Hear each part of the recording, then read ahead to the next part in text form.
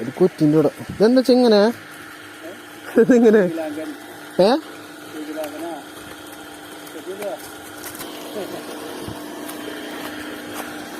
Frog full വിഴുങ്ങിയിട്ട് ഒരു അടിപൊളി നാടൻ ബ്രാൻഡ് കിട്ടിയിട്ടുണ്ട് കേട്ടോ. ഏകദേശം ഒരു 600-700 ഗ്രാം.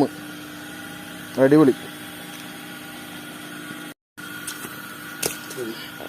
ഇതാണ് ഗൈസ് മീനിന്റെ ഷേപ്പ് എന്ന് പറയുന്നത്.